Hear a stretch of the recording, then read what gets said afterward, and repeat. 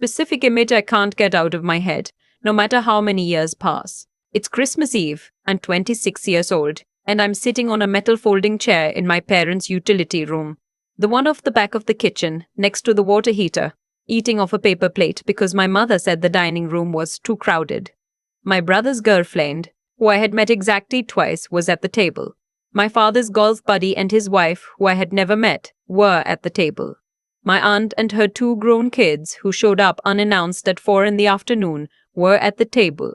I was in the utility room. That's where I need to start, because if I start anywhere else, if I start with the lawyer's phone call, or with what happened at my cousin's wedding in September, or with the moment I finally understood what had been taken from me, you won't understand why any of it matters. You have to understand the utility room first. My name is Paige. I'm 31 now. And for about 12 years of my adult life, I was the person my family quietly set aside whenever it became inconvenient to include me. I grew up in a mid-sized town in Ohio. My parents, I'll call them what they were, Mom and Dad, had 2 kids. Me and my brother Cody, who is 3 years older. Cody was the golden child in the most textbook sense of that phrase. Athlete. Charming. Never had to ask twice for anything. I was the one who got good grades, worked part-time through high school, never caused trouble, and somehow managed to be almost invisible in my own house.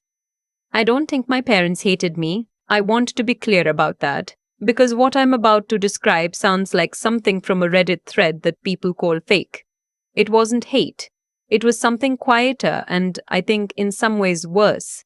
It was indifference dressed up as practicality. It started small. Cody's soccer games were on the family calendar in marker. My track meets were things my parents tried to make when they could. His school pictures got framed. Mine were in a drawer somewhere. Probably still there. When I graduated high school with honors, my dad shook my hand and said, "Good job, kid." When Cody got accepted to a state school on a partial athletic scholarship, my mom cried at the kitchen table. I told myself it was just how things were in some families. I told myself I was being too sensitive.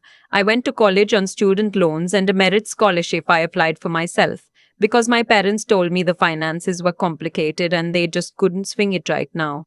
3 years later, they paid cash for Cody's truck. After college, I moved back to Ohio, got a job at an insurance company doing claims analysis, and eventually worked my way up to a position I was genuinely proud of. I made decent money. I had my own apartment. I was, by any reasonable measure, fine. But I still went home for the holidays, every single one. Thanksgiving, Christmas, 4th of July, Easter.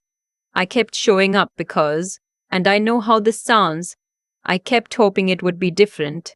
That my mom would look at me one year and just see me. That my dad would ask how work was going and actually wait for the answer. That Cody would acknowledge just once that things had been uneven. None of that ever happened. What happened instead was the utility room.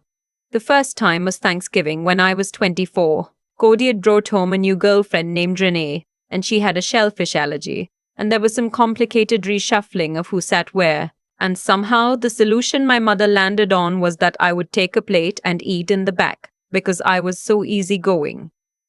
Those are the exact words she used. "You're so easygoing, Paige, you won't mind." I minded. I didn't say so. I told myself it was a one-time thing.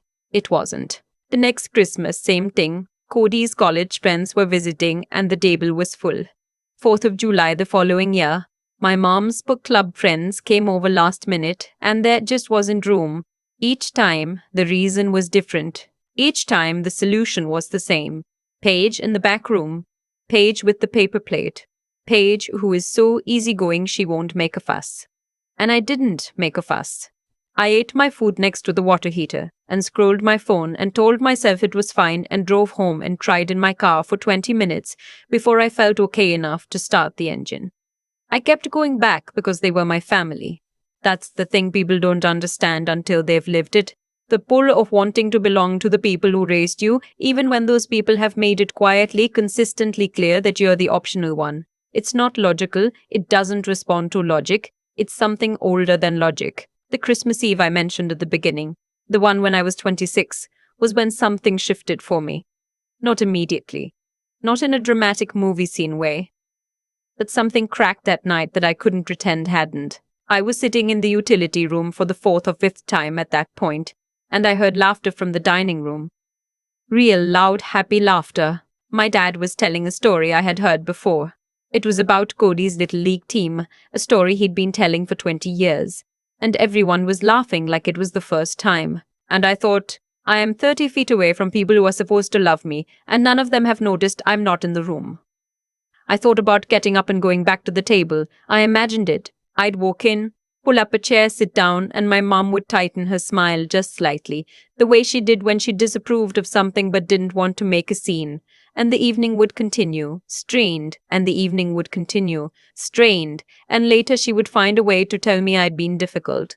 I stayed in the utility room. I finished my food. I washed my own plate in the utility sink.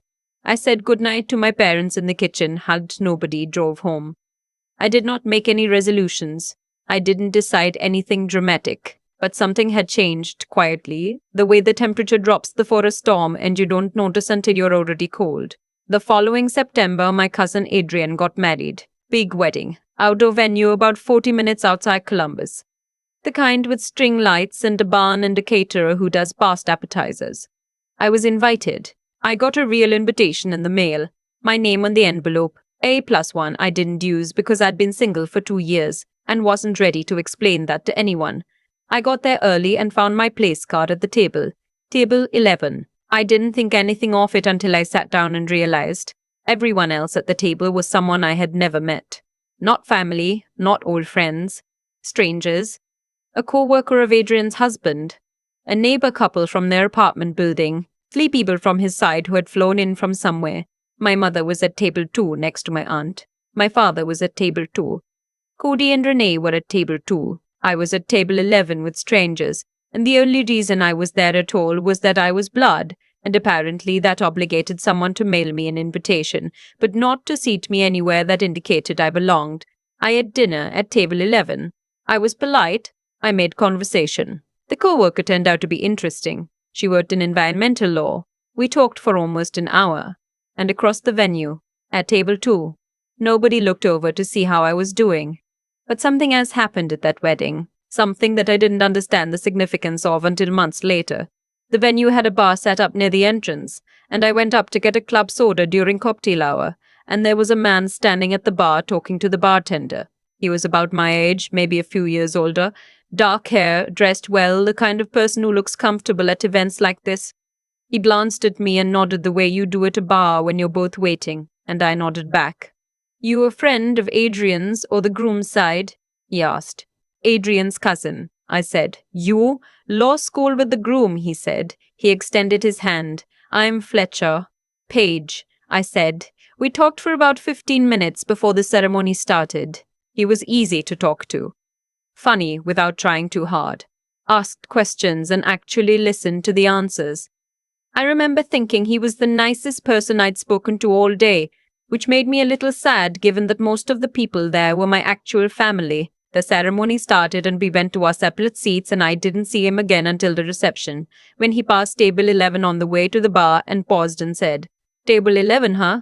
And I said, Don't ask, and he laughed and said, I'm at table 12, and I laughed. And then he went to the bar and came back with 2 drinks and asked if the seat next to me was taken. It wasn't. We talked through the entire reception, not flirtatiously, or not only flirtatiously, but genuinely. He told me he was from Columbus originally, that he practiced corporate law now, that he'd grown up with a younger sister who he was close to. I told him about my job, about my apartment in Clintonville, about the fact that I had recently gotten very into making sourdough bread, which I admitted was the most pandemic-era hobby I could possibly have had, 3 years late. At the end of the night, he asked if he could have my number. I gave it to him. He texted that same night. It was really nice to meet you, Paige, from table 11, and I smiled at my phone in my car before I drove home. Fletcher and I started dating, slowly at first. Coffee, then dinner, then more dinners. Then the kind of easy, comfortable rhythm where you default to spending weekends together without having to discuss it. He was kind and direct and didn't play games, which was new for me. He met my friends and they liked him. I met his sister, Nadia, and we got along immediately in the way of people who find out they're the same kind of tired. I told my mother about him in November, a few weeks before Thanksgiving. She asked one question, "What does he do?" And when I said corporate law, she said, "Oh, that's good, Paige," in the tone she used when she was checking a box, and moved on to talking about Cody's new promotion. That Thanksgiving, I was back in Ohio at my parents' house. Fletcher had gone to his parents in Michigan. My mother had invited 12 people, and the table, she explained, was at capacity. I knew what was coming. And this time, for the first time, I said something. "Mom," I said, "I'm not eating in the utility room again." She looked at me with that tightened smile. "Paige, don't make this a whole thing. We just need the space." "I understand if there's not enough room at the table," I said. I was very calm, which surprised me. "But I'm not eating in the back. If there's no seat for me, I'm going to go home." She stared at me for a second. Then she said, "Fine," in a clipped voice, and found me a folding chair at the end of the table, wedged between my aunt and one of my dad's friends. It was uncomfortable and slightly awkward, and my mother didn't speak to me directly for most of the meal, but I was at the table, and I had gotten myself there. I want to make sure that's clear. I need to back up now because there's something I haven't mentioned yet, something that runs parallel to all of this. My grandmother, my mother's mother, was named Evelyn. She lived in a Victorian-style house in a town about an hour from Columbus that she had owned outright for decades. She was a quiet, observant woman who said less than she noticed, and she noticed everything. Grandma Evelyn and I had a relationship that was separate from the rest of my family. We talked on the phone every couple of weeks. When I was in college, she made me newspaper clippings of things she thought I'd find interesting. Articles about insurance fraud, local politics, a particularly egregious scam she'd read about and thought was relevant to your line of work. When I got my promotion, she sent me a card with a $20 bill inside and the note that said, "I always knew you were the sharp one. Don't let them dull you." I kept that card. She passed away in February of the year I turned 30. It was expected. She'd been declining for a while, but it still hit me harder than I was prepared for. I drove to her house the week after and walked through the rooms and tried to memorize things. The quilt on the armchair, the way the kitchen smelled like the same dish soap she'd used my whole life, the cardinals that came to her backyard feeder every morning. After the funeral, my mother handled the estate. She and my aunt were the executors. I wasn't involved, didn't ask to be, didn't think I needed to be. I figured there wasn't much to think about. Grandma Evelyn's house, some savings, some furniture. To be divided between her two daughters and their families, the way these things go. I asked my mother once, about 3 months after the funeral, if the estate had been settled. She said yes, it was handled. There was really nothing significant, and changed the subject. I didn't push. I should have pushed. October of the year I turned 30, 8 months after my grandmother died, I got a letter in the mail. Not an email, a physical letter, on legal stationery, from a firm in Columbus I'd never heard of. I almost didn't open it that night. It was a Tuesday. I'd had a long day. I figured it was something insurance-related that could wait. Then I looked at the return address again and something made me open it. It was from an attorney. His name was Mr. Okafor, and the letter said that he represented the estate of Evelyn June Hartwell, my grandmother, and that he had been attempting to reach me at my previous address. He had recently located my current contact information. He asked that I call his office at my earliest convenience regarding a matter of estate distribution. I sat at my kitchen table and read the letter 3 times. I called Fletcher before I called the attorney. He listened while I read him the letter and then said in his careful lawyer voice, "Paige, I need you to call that number first thing tomorrow morning, and I need you to not mention this to your mother until you know what it is." I asked why. He said, "Because if your mother was the executor, and an estate attorney is contacting you separately 8 months later, that's not routine." I called Mr. Okafor the next morning. My grandmother had written a will. That part I knew, or assumed. What I didn't know, what my mother had chosen not to tell me, was what was in it. Grandma Evelyn had left her house to me, not to both daughters, not to the grandchildren equally.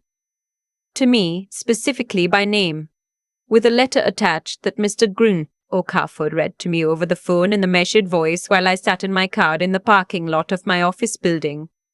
The letter said, To my granddaughter Paige, I leave the house on Elm because you are the one who will take care of it and because I have watched your family not take care of you. The house is worth more than they have told you anything of mine is worth. Don't let them manage what's yours. My mother had known about this will for 8 months. She had been named co-executor and had signed the initial probate filings. She had handled the estate and told me there was nothing significant and changed the subject. The house was appraised at $280,000. I sat in my car for a long time after that phone call. The October sky was very blue, and some idiot was revving his engine in the space 3 rows over. And I kept thinking about the card my grandmother sent me when I got my promotion. I always knew you were the sharp one. Don't let them dull you. I called Fletcher back.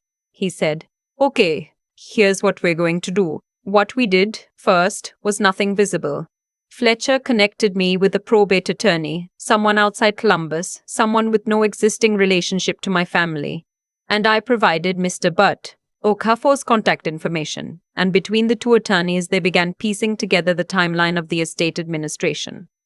What they found was not good for my mother. The probate filing showed that my mother had signed as executor on the correct will, the one naming me as heir to the house. She had also signed paperwork representing that all beneficiaries had been notified. I had not been notified. Beyond that, there was evidence suggesting she had attempted to transfer the property into her own name during the administration period, citing a discrepancy in the filing that her attorney, a family friend, not a real estate specialist, had manufactured. In plain terms, she had tried to steal the house. She hadn't completed the transfer. Something in the county recorder's office had flagged an inconsistency and the transfer was put on hold, which is why Mr. Okafor had kept trying to reach me. My mother had told me there was nothing significant, waited to see if the transfer went through, and when it stalled, apparently decided to simply not mention any of it, and hope I never found out.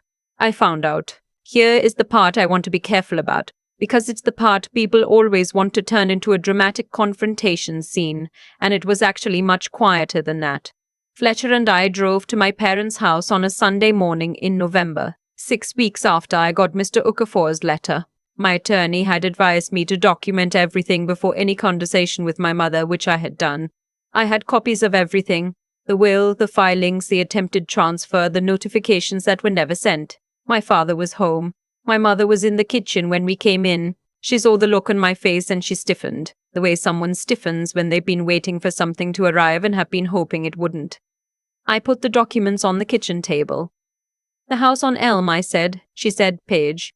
"I've spoken with 2 attorneys," I said. "I know what the will says. I know what you signed. I know what you tried to do." My father looked at the papers on the table and then at my mother, and something passed across his face that I hadn't seen before. It wasn't shock exactly. It was the expression of a man who had not known specifically but had suspected generally and had chosen not to ask. My mother tried several things. She said my grandmother had been confused. She said there had been a clerical error. She said she had meant to tell me and just hadn't found the right time, 8 months. She said the house needed too much work and she had been trying to protect me from the burden of it. I let her finish. Then I said, "I need you to understand that this is now a legal matter and I am handling it through my attorney. You'll be hearing from him." Fletcher stood up from the table when I did. We left. I'm not going to pretend that was the end of it because it wasn't. Legal processes take time. My mother hired her own attorney. There were months of filings and counter-filings and a deeply uncomfortable deposition in which I sat across from my mother and a court reporter and answered questions for 2 hours. My father stopped calling me during that period, which I think was his way of choosing a side without having to say out loud that he was doing it. Cody called me once. He said, "Can't you just let this go? It's tearing the family apart." I asked him which family he meant. Exactly, and he didn't have a great answer for that, and we haven't spoken since. The case settled in March. My mother did not go to prison. The circumstances, my attorney explained, were more civil than criminal, given that the transfer had never completed. What she did do was sign over the house to me, pay a portion of my legal fees, and agree to a formal probate court finding that the original estate administration had been improperly handled. Her name is in that filing. That matters to me more than I expected it to. I own the house on Elm now. I've been there for 4 months. It needed work. My mother was right about that, though not for the reasons she claimed. The roof was patched in one corner, and the back porch needed new boards, and the kitchen fixtures were about 40 years out of date. Lawye and I have been going through it slowly, on weekends, making decisions about what to keep and what to replace. We kept my grandmother's quilt on the armchair. We kept the cardinal feeder. The house is beautiful, the bones of it, the original woodwork, the pocket doors, the windows that look out over the backyard. All of it is exactly what my grandmother made it, and I can feel her in those details in a way I can't quite explain without sounding strange, like a thing that was always meant to be mine finding its way home. I have not spoken to my mother since the settlement. I have sent no Christmas cards, attended no family events. A few of my aunts have reached out, some to guilt me, one or two genuinely. I've been cordial with the genuinely ones and brief with the rest. My father texted me in January. It said, "I hope you're doing well, Paige. I miss you." I read it several times. I haven't responded yet. I'm not sure what I want to say or whether I want to say anything. Some doors are easier to leave closed. Here's what I want to say to anyone who's where I was 2 years ago. Not where I was at the settlement or in the attorney's office or even in my car reading that letter. I mean where I was at that Christmas Eve, 26 years old, in the utility room, eating off a paper plate next to the water heater, listening to people who were supposed to love me laugh at a story I couldn't hear. I stayed in that room because I thought leaving was giving up. I thought if I kept showing up, kept being easygoing, kept absorbing the quiet message that I was optional, if I just kept being there, eventually something would shift. Eventually something would shift. Eventually someone would look up and see me. Nobody looked up. I had to walk myself out, first from the utility room, and then from the table, and then eventually from the entire structure that had been built around the idea that I didn't take up much space and that was okay. The shift I needed was never going to come from them. That's what took me the longest to understand. I kept waiting for my mother to change, for my father to see it, for Cody to acknowledge it. None of them were going to do that. That shift had to come from me, and it came in the smallest way, a quiet moment in a room next to a water heater when I thought, they don't know I'm not there. And then, so I'll go. If you've ever felt like the optional one, at the table, in the family, in any room, I want you to know that feeling is a lie that someone else taught you. You are not optional. You are just in the wrong room. Go find the right one. And if the person in the garage at your family's holiday dinner is you, and if you're sitting there right now thinking, this is fine, I'm easygoing, I don't make a fuss, I need you to hear this, go get your coat. I've thought a lot about cause and effect since all of this happened. Not in a mystical way. I don't believe the universe was keeping score or waiting to reward me. I just mean the plain, unglamorous kind of cause and effect that operates in real life whether you notice it or not. My mother made a series of choices. She chose over and over to treat me as the optional daughter. She chose to sign her name to documents she knew were dishonest. She chose to look me in the eye and say there's nothing significant, when there was $280,000 worth of significance sitting in a house an hour away. And each of those choices had weight. They didn't disappear because she decided not to think about them. They accumulated quietly the way things do, until there was enough of them to fill a kitchen table. And I made choices too. For a long time, mine were the choices of someone who had been taught that her comfort didn't matter much. Stay quiet. Take the utility room. Be easygoing. Those choices kept me small. They didn't protect me from anything. They just made it easier for other people to continue not seeing me. The moment I started making different choices, the Thanksgiving I said I wasn't eating in the back, the morning I called Mr. Gidding, Okafor instead of waiting, the Sunday I walked into my parents' kitchen with the documents and put them on the table. Those choices had weight too, different weight, the kind that moves things forward instead of keeping them in place. What I keep coming back to is Grandma Evelyn. She watched all of it quietly for years. She didn't intervene. She didn't call my mother out at family dinners or write letters explaining herself to anyone. She just paid attention, kept her own counsel, and then at the end put her intentions into a legal document with her name on it. She did the one thing that couldn't be undone by a tight smile or a subject change. That was her intelligence. Not cleverness, not scheming. Just the long, patient understanding, that what you do with what you have matters more than anything you say about it. I think about Fletcher too, and the fact that I met him at a table I was assigned to as an afterthought. Table 11. If my family had valued me the way they should have, I'd have been at table 2, surrounded by people I already knew. And I never would have sat down next to a stranger from law school and talked for 3 hours. I'm not saying the humiliation was worth it. I'm saying that when you're pushed to the margins, you sometimes find things there that the center never offered you. The ethics of what my mother did are not complicated. She knew the will existed. She knew whose name was in it. She signed documents affirming that I had been notified when I hadn't been. There is no version of that story where she was confused or well-meaning or trying to protect me from a burden. She wanted something that didn't belong to her, and she thought I wouldn't notice, or wouldn't push back, or was too easygoing to do anything about it. She had taught me to be that person for a long time. She just didn't account for the fact that I had eventually stopped being her. I'm not angry anymore mostly. What I feel when I think about it now is something closer to clarity. The house on Elm is mine. The cardinals still come to the backyard feeder every morning. I know who I am and what I'm worth, and I didn't learn that from anyone who sat me at a holiday table. I learned it in spite of them, in the quiet spaces they pushed me into, but it turned out there was more room to think than I ever had at their table. That's the thing about being made small for a long time. You either disappear, or you figure out exactly how much space you actually take up. I decided to find out,